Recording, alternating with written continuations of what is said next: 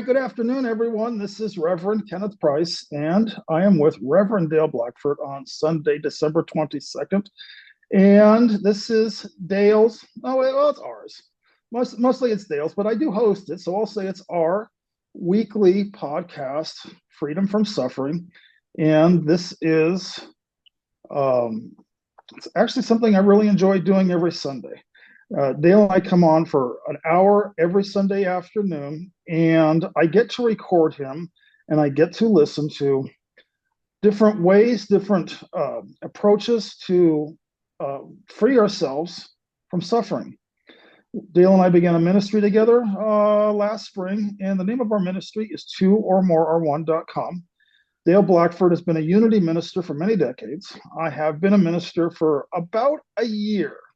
I'm not unity. Actually, I'm not even a religion. My ordination is with Living Church Ministries, which is under the umbrella of David Hoffmeister, which is almost exclusively Course in Miracles, although he's going more towards mystical Christianity. But truth is, David Hoffmeister is a Course in Miracles teacher. So Dale and I have known each other for 15 years, and we synthesize real well. I want his take on, because basically what it does. What is suffering? Suffering is because we believe our thoughts, we believe we're the ego. And so the premise of Dale's message, every week is unwinding ourselves from our beliefs that, well, I'll stop there. Dale, how are you? It's time for me to stop and time for you to start. Dale, how are you this week? How you been? And how are we gonna unwind ourselves from suffering this week? Well, I'm not quite sure yet, but uh, um, he he saved us from all our sins. He paid a ransom for us. He was a good guy, like we would be if, as Christians, we would be good guys, and we would paying ransom for everybody. That's why we feed the homeless. That's why we clothe people. And I'm not saying that's all that happens, but a lot of Christianity is about that. It's about doing good things to others. The hell with you. You're not going to clean up this at all, but I'll be better if I do good things to others. But even that good thing you do to another, if you're not clean inside, you're not giving them a real gift. You're giving them a payoff. You're paying off your guilt of not doing what you need to do for you by this effort that your ministers or your teaching says, well, this will assuage this. This will pay the ransom for it. It's like, and Jesus is sitting there going like, man, you guys, you're great with your minds. You come up with the wildest shit. You really do. And you've been a unity minister for how long? I was ordained in 83. 13, 23, over 40 years. So you've had exposure to all of the elements that take place inside of, because I know unity is just, I think it's Charles and Myrtle Fillmore, but still it's a religion. It can't not be a religion. And Dale, this podcast is very valuable because you are the bridge. You are an ordained unity minister, and you're not criticizing religion. You're not criticizing. You're just saying this is where it needs to go. Like those birds. Right. This is we need to fly free now, and we can't fly free now. And this is how you're flying free now, and you're sharing it with us. Yeah, and if I was back in a church speaking the way I speak, people would, get a lot from that. But still, that's not the path. The path, if you were going to have churches now and where churches need to go, they need to go to like where 12-step groups need to go too. The 12-step groups actually have a little bit of an edge on almost all churches because they've at least, yeah, they do, because they've at least hammered out that part about no crosstalk and let's just listen to each other. And that's what we're here for. We're going to come together to talk and to listen. And we're not going to have a subject. You can pick your subject, but we want to talk and we want to hear everybody. But churches won't do that. Don't do that. They want to get in the way of an inspired person's sermon, and that could be. And there's some cool stuff with that, but that isn't what really is going to do the work. The work is sharing our perception, sharing what's inside here. Yeah. letting it come out and hearing it, like being midwives for each other, Yes. learning how to be midwives when we go, yeah, yeah, and then I killed somebody, or then I beat my kid, or I did. Keep Yes. talking. Let it out. Bring Let that it out. out. Bring it out. Yes. Be free. Bring it Be out. free. And there's no, no judgment here. I'm just, yeah, I help you birth that baby and Thank not you. throw it away because there's nothing there actually. It comes out and it dissolves in the light of acceptance. It just dissolves away, There it is. and let it Got out. it. Let it out. And that's really what, that's really what, There's a medicine I did in 2019. I did shaman. I took a shamanistic path 6 months in 2019 and did several um, ceremonies with a very strong uh, Amazon plant medicine called ayahuasca. yeah, I heard of that. And when a person it takes a lot of work, and you only do it in sacred ceremonies, but the ceremonies last. The ayahuasca will take a person. It's a psychedelic slash entheogen. I prefer the word entheogen.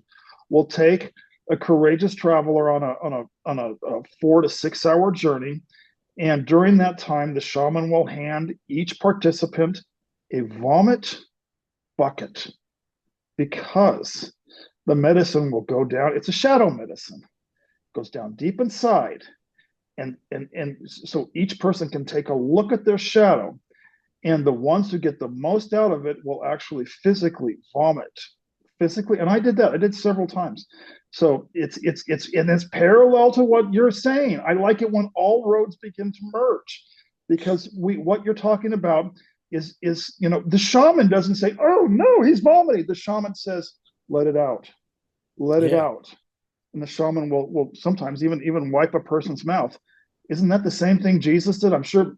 I don't think they were physically vomiting, but if those disciples were arguing like you said, then he was probably there not saying, "Oh, don't argue. That's not a Christian thing to do." Jesus was probably saying, "Let it out." Yeah. He would help. He would help them. Yeah. And because all that, I mean, he saw all that mankind was holding inside. He could Yeah, feel it. He could you feel could it. feel it. There it is. Jesus felt it. Yeah. Yeah. And that's why he, probably was guided to do what he did. There's two parts that that came to my vision when you were sharing about Jesus, the disciples arguing and him standing there and saying they got to let it out. Because I was talking with a friend several days ago who's in a completely, you know, she's in a very dark place, and she's a shaman, and she's a. But this is what I love about her is she called me and she was just spewing. I don't like that word. She was expressing at a level that most people think shamans should have resolved by now. Absolutely not. She's older than I am by about 5 or 10 years, and she just expressed. And none of it was spiritual, but because of her shamanic training, she knew it had to come out. And I was honored that she felt safe, that she could let it out with me, Mhm. because this has also been in my journey, Dale. And for 15, maybe this is why we were connected 15 years ago, because I have had, in my journey, I have had to express, I have had to vent, I've had to rage. And that's what her and I joined on. I said, I won't mention any names to keep confidentiality, but I said, there were many times on my journey when I just needed to go out into the woods and scream and physically just let it out.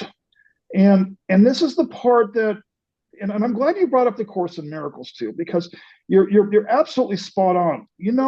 There have been many Course in Miracles students. I will separate now. Some are students, some are, anyway, it doesn't matter, who have been, when they are in the same place with me while I begin to express, they begin to get out the book and chase me around and say, no, no, don't you know it's all an illusion? Don't you know you're not a body?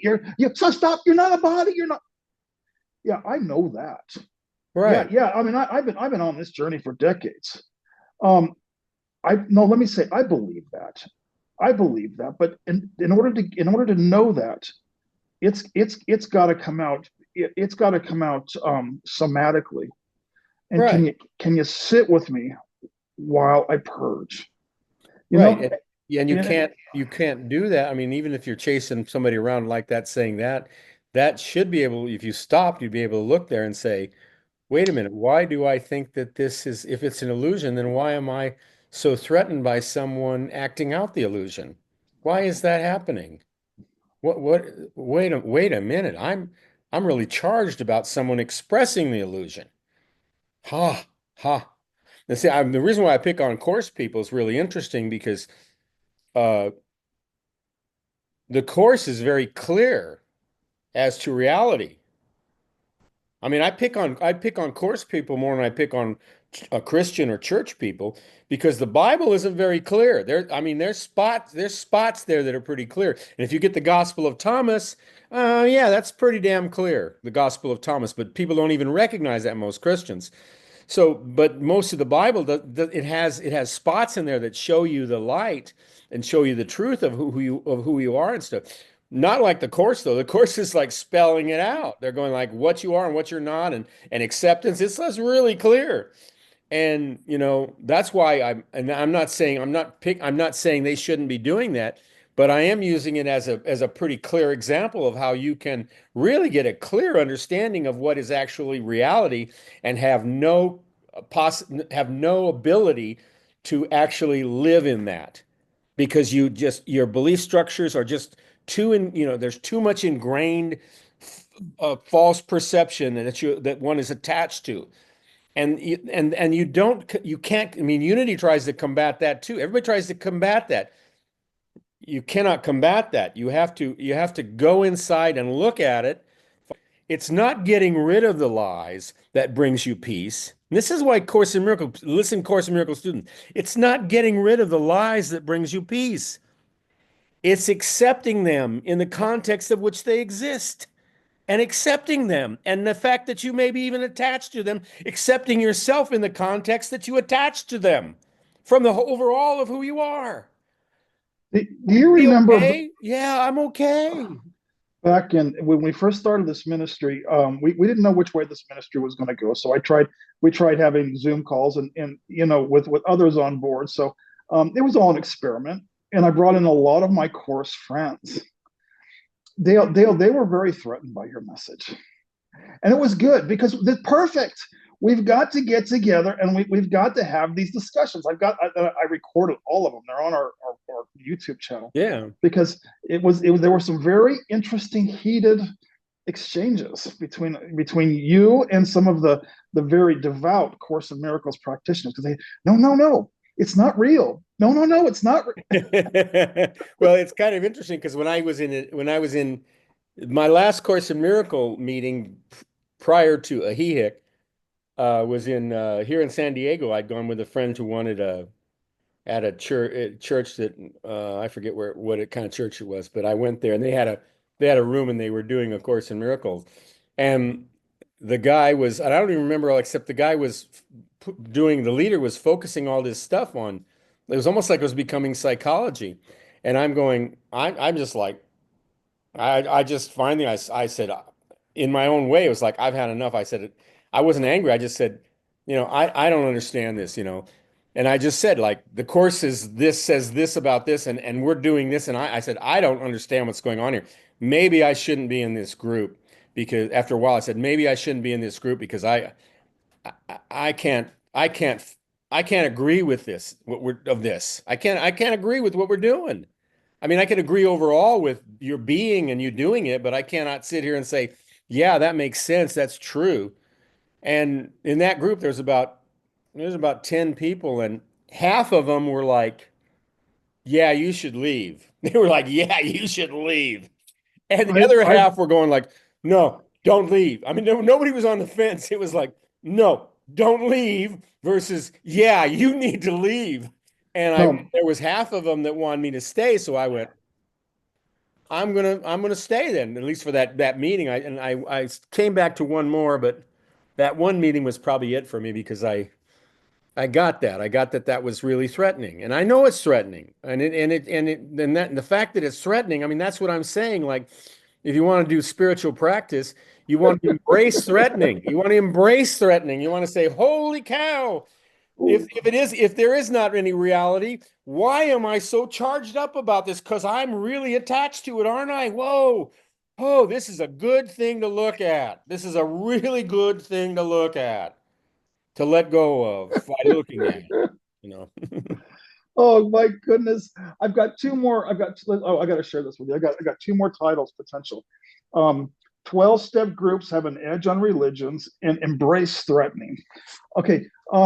But let me okay, this I got to share something. This is gonna get really serious, but this is probably why you and I have found a link together.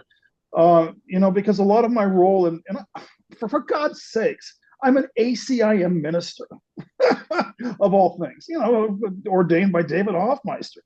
Um, but I go into a lot of ACIM groups. I've been kicked out two or three times. And actually, if they were physical residential, so I was in Costa Rica once, and I was in Costa Rica, and the owner of the ashram, who was an ACIM teacher, said, "You have 6 hours to pack your bags and be out of my ashram." So, I mean, I've got some interest. I've got interesting stories, but let me share. And I'm not knocking A Course in Miracles, because I will be a dedicated Course in Miracles practitioner. I have chosen that for my path. But and also, I will share with you something. Okay, I have a very, very close friend, a dear, dear friend. We've known each other for 6 years. We met through ACIM, and we linked. We linked immediately. And in her parable, and I won't mention any names, in her parable, she was horribly, egregiously raped and molested as a little girl in ways that most people cannot even possibly imagine. And Dale, she has been even further. And I have to say this, and I will put this on YouTube right now. In many, many ACIM circles, she has received, instead of healing, sometimes she receives further wounding from ACIM teachers, because they tell her, you don't tell someone who was egregiously molested and raped as a little girl, because she blocked it all out. She had Right. to. The subconscious had to bury it for decades.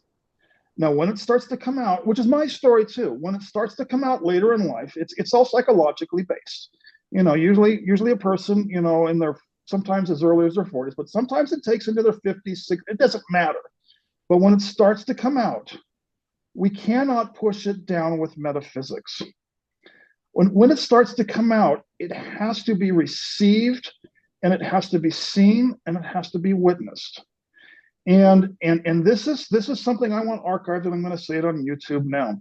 A great deal of the unseasoned course student community believes that since Jesus said the course is written on many different levels, and some of the primary levels, if you take it fundamentally and just say to somebody, "I'm not a body, so it's all an illusion," stop right there.